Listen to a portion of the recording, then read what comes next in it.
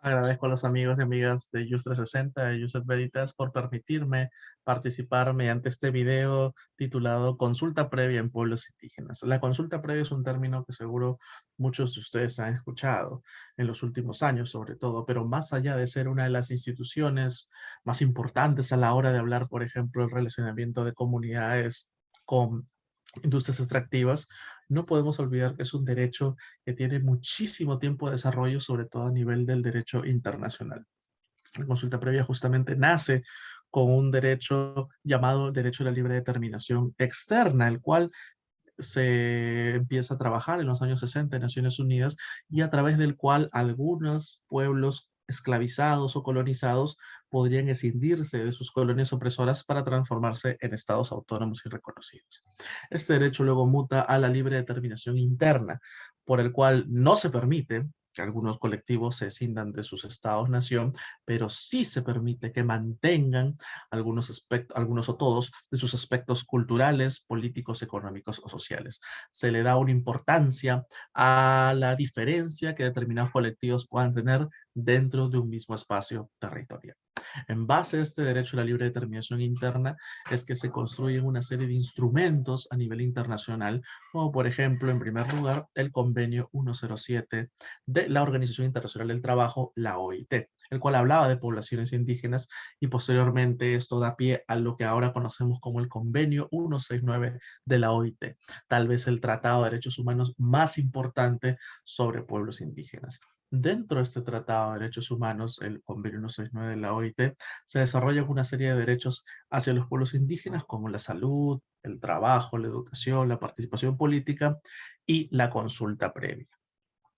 Este convenio de los años 80 fue ratificado en los años 90 en el Perú y está vigente en nuestro país desde febrero de 1995. A pesar de ello, tenemos que esperar recién al 2011, en septiembre del 2011, que es promulgada la ley 29785, la ley de consulta previa del Perú, promulgada por el entonces presidente Ollanta Humala Tasso. El año próximo, posterior, el 2012, se promulgaría su reglamento, el decreto supremo 001-2012-MC. Hay una ventana, como pueden ver, entre el 95 y el 2011, casi 16 años en los cuales no había una regulación interna para la consulta previa. ¿Esto quiere decir que no se debía o se podía realizar la consulta previa? Es una discusión muy interesante, ¿no? Ya que encontramos principios como, por ejemplo, la no retroactividad de la norma. Sin embargo, dentro del derecho internacional encontramos un tratado sobre tratados, la Convención de Viena sobre Derecho de los Tratados, justamente, que tiene una serie de artículos, como el artículo 27, por el cual señala que las obligaciones internacionales no pueden ser incumplidas tomando como excusa alguna medida nacional. Es decir, yo Estado no puedo justificar mi incumplimiento internacional con algún vacío o una ausencia de regulación nacional. Eso quiere decir que cualquier medida que debía ser consultada entre el 95 y el 2011 debía ser consultada y no había excusa para no hacer la consulta previa. Esto quedó zanjado en una sentencia muy conocida ya del Poder Judicial en el famoso caso del lote 116, un lote petrolero ubicado en la región de Amazonas, en el norte de la Amazonía peruana, en el cual se adjudicó en el año 2006 un lote petrolero sin la realización de la consulta previa. Este caso fue llevado al Poder Judicial por los pueblos indígenas Awajú y Wampis, y en el cual pudimos litigar junto a instituciones como el CAAP, como SAIPE, como Cooperación y como IDL. Y en doble instancia se terminó ganando una demanda de amparo en el cual se buscó que ese lote sea declarado nulo en base a la ausencia de consulta previa. Y así se han dado una serie de sentencias por parte del Poder Judicial en el cual, por ejemplo, se anulan concesiones mineras que no son consultadas. Es decir, ya estamos en una situación sociojurídica en el cual el Poder Judicial y diversos instrumentos de la justicia peruana reconocen a este derecho como un derecho fundamental y como un derecho que tiene que ser aplicado desde la entrada en vigor del Convenio 169 de la OIT, le hace febrero de 1995.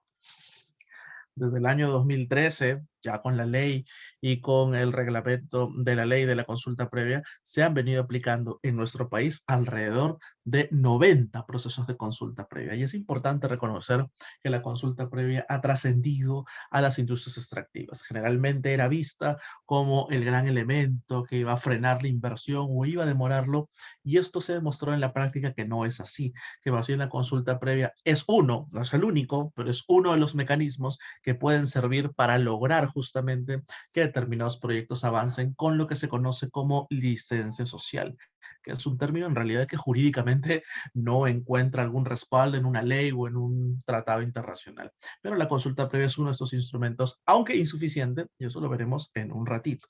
Vale decir que la consulta previa es un derecho y un procedimiento al mismo tiempo. Es un derecho por el cual se le consulta justamente a pueblos indígenas cualquier medida administrativa o legislativa que pueda afectar sus derechos colectivos, ¿no? Y es un procedimiento enmarcado en una ley y un reglamento como las del 2011 y 2012 en el Perú, en el cual se tiene una serie de principios, como el principio de interculturalidad o el principio de buena fe, por ejemplo, y se tiene una serie de pasos o procedimientos. Se comienza de parte del Estado peruano, que es el que hace la consulta, identificando alguna medida que debe ser consultada. Por ejemplo, una medida administrativa que puede afectar derechos de los pueblos indígenas es a nivel de industrias extractivas, ¿no? Supongamos, el decreto supremo que adjudica un lote petrolero, ¿no? Un lote petrolero en la Amazonía que se superpone al territorio de comunidades indígenas. Ese decreto, esa medida administrativa, debe pasar por consulta previa.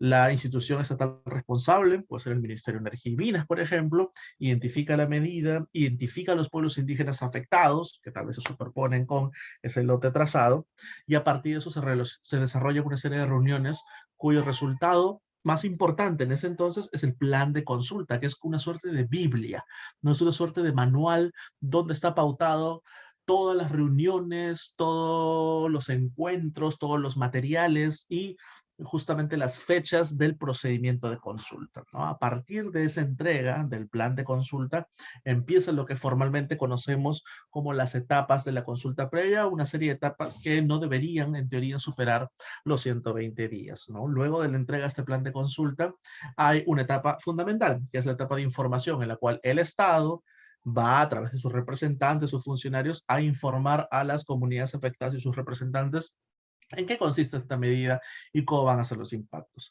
Posteriormente se tiene una etapa que es la de evaluación previa, en la cual las comunidades conversan sobre qué les ha parecido la reunión de información, cómo van a ser los impactos, qué cosa deberían exigir el Estado, etcétera, etcétera.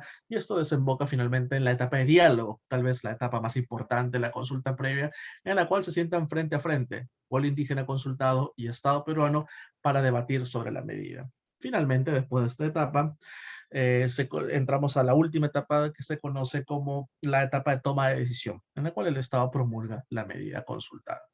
Vale decir que la consulta previa, a pesar de ser un derecho histórico de los pueblos indígenas y ser un procedimiento que respeta toda una serie de pasos y etapas, no les concede a los pueblos indígenas la decisión definitiva, ¿no? Es lo que se conoce como no hay derecho de veto. Sin embargo, sí hay supuestos de consentimiento en los cuales si el pueblo indígena no está a favor de la medida no debería proceder. Y son supuestos reconocidos tanto en la norma internacional, el convenio 169 de la OIT, la Declaración de Naciones Unidas sobre Pueblos Indígenas del año 2007, como en la norma nacional, ya que en el reglamento de la Ley de Consulta Previa, en el Decreto Supremo 001-2012 MC, encontramos regulada en sus últimas disposiciones dos supuestos de consentimiento. Léase que si el pueblo indígena no está de acuerdo, la medida no debería prosperar. Y estos dos supuestos son supuestos contundentes. Un primer caso es el caso de desplazamiento. Supongamos una hidroeléctrica, que ya han habido procesos de consulta sobre hidroeléctricas. Una hidroeléctrica realmente requiere un emposamiento grande de agua que evidentemente necesariamente implica que la gente que vive en esa zona tenga que irse. ¿Por qué es un supuesto que debería llamar al consentimiento? Además de estar en la norma, evidentemente, porque claro, el desplazamiento de un pueblo indígena genera justamente su separación. Y probablemente sin la cohesión de todos sus miembros, ya no hablemos de una comunidad tal cual o un pueblo indígena tal cual con riesgo de desaparecer. El segundo supuesto reconocido también en la norma es el almacenamiento o disposición final de materiales tóxicos o peligrosos, que sí es una práctica que lamentablemente todavía algunas empresas en algunos proyectos de industrias extractivas se mantienen, ¿no? Sacar las aguas hervidas o los lodos químicos que se extraen en esos territorios y enterrarlos justamente en los mismos, o el caso de los relaves mineros, ¿no? Estamos hablando de situaciones que están pasando y dos supuestos de consentimiento que lamentablemente todavía no se han estudiado mucho. No hemos llegado a un caso en el Perú donde afrontemos justamente algún supuesto, alguno de estos dos supuestos, y en ninguno de los 80 casos. Se han dado casos de consulta previa, obviamente en extractivas. La mayoría de los procesos de consulta previa se han dado en minería, por ejemplo, sobre todo en la sierra y centro, en la Sierra Sur y centro del Perú. Pero también hay consulta previa sobre reglamentos de leyes, consulta previa sobre áreas naturales protegidas, consulta previa sobre carreteras o caminos, consulta previa sobre hidroeléctricas, consulta previa sobre hidrocarburos, evidentemente, etcétera, etcétera. Lamentablemente, y entrando a la parte final de las problemáticas y obstáculos actuales de la consulta previa, uno de los principales problemas es la ausencia de consulta previa a nivel legislativo, es decir, consulta previa de leyes. A pesar que se han emitido instrumentos con rango de ley que afectan pueblos indígenas, como por ejemplo una ley del Congreso de la República, estas no han sido sometidas a consulta previa porque básicamente el reglamento del Congreso no ha cambiado. Una de las múltiples tareas que tiene el Congreso, ya sea el actual o el que viene, es modificar su reglamento para que se identifique quién y cómo, sobre todo, se va a hacer la consulta previa de leyes del Congreso, ¿no? Si cuando entran como predictamen, cuando se debaten en el Pleno, cuando ya sale la ley oficial en el peruano, etcétera, etcétera. Tendría que verse un mecanismo para subsanar este gran vacío, ¿no? Otro tipo de reto y obstáculo que se tiene son los tipos de acuerdo. La consulta previa puede versar sobre un tema X, por ejemplo, minería, un proyecto minero, o petróleo, un proyecto hidrocarburífero, pero los acuerdos pueden versar sobre diversa materia, no hay un límite. Y es así que, por ejemplo, sobre todo en temas extractivos, en muchas consultas previas y en la parte de acuerdos, ¿no?, de esta consulta, vamos a ver acuerdos que no tienen nada que ver con proyectos extractivos en un primer momento, ¿no? Acuerdos como, por ejemplo, electrificación de la comunidad, como, por ejemplo, entrega de becas o puestos de trabajo para los chicos de la comunidad, ¿no? Reforzamiento de las postas de salud, etcétera, etcétera. Porque, claro, es tal vez la única opción que tienen muchos de estos pueblos indígenas, abandonados históricamente por el Estado, para exigir lo que nosotros ya damos por descontados y consideramos derechos que nos deben salvaguardar el Estado sí o sí, ¿no? Entonces, es una situación interesante en la cual se ve la consulta previa también como esta oportunidad múltiple, y por eso es que nos sorprende que en una etapa de diálogo no solo encontremos a representantes de la entidad que promueve la medida, la gente de energía y minas, por ejemplo, sino también personas o funcionarios relacionados a otros ministerios como agricultura, salud, transporte y comunicaciones, etcétera, etcétera. Un gran obstáculo también resulta ser lo que vemos en las consultas previas en industrias extractivas, que en teoría son las más debatidas a nivel de opinión pública. Pues en minería básicamente se consulta muy tarde. Se consulta el inicio de autorización para explotación cuando ya hay pasos que se han dado en esa actividad minera. Cuando ya hay una empresa que ha obtenido la concesión minera en el Perú no se consulta.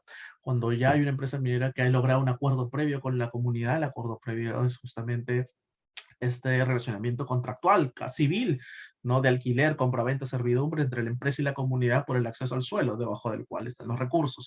Y después de todo ello viene la consulta previa. Cuando ya hay casi un estadio de matrimonio entre la comunidad y la empresa muchas veces. Por eso no resulta curioso, y eso es algo bien interesante, que en muchos, ¿no?, por no decir la mayoría, de las consultas previas en minería, que es la mayoría de las 80 consultas en el Perú hasta el año 2022, no hay etapa de diálogo. Y es que, claro, el reglamento de la ley de consulta te permite prescindir de la etapa de diálogo y simplemente en la etapa de evaluación interna el pueblo indígena puede decir estoy de acuerdo con la medida. Y no hay una etapa de diálogo que generalmente es la etapa donde más se agarran acuerdos, donde más se logran cosas, ¿no? Es una nota curiosa que quería resaltar, y al contrario, se critica que la consulta previa en hidrocarburos es muy antes, ya que se consulta el modelo de decreto supremo que adjudique el lote.